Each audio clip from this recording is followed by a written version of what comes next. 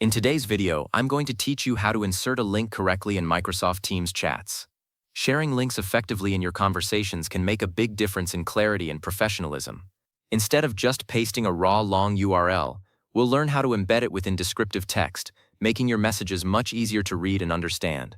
This simple technique ensures your teammates can quickly identify the content of a link before they even click it, enhancing communication flow significantly. Let's get started with the first step to master this useful feature.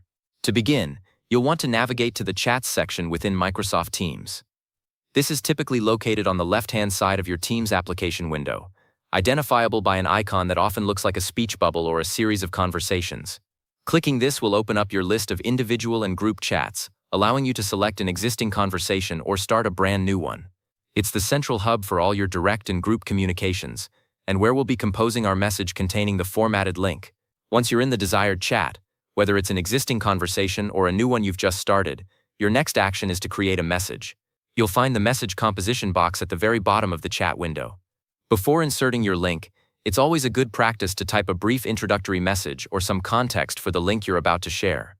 This prepares your recipients and gives them an immediate understanding of why you're sharing that particular resource, making your communication more effective. Now that you have your message ready, look for the Show Formatting Options icon located beneath the message composition box. This icon typically resembles an A with a small pen, or a similar text formatting symbol. Clicking this icon will expand the message composer, revealing a toolbar with various formatting tools. These tools allow you to bold text, italicize, create bulleted lists, and crucially for our purpose today, insert a link. This step is essential to access the link insertion feature. With the formatting options now visible, your next step is to locate and click the Insert Link icon. This icon is universally recognized by its appearance, two interconnected chain links.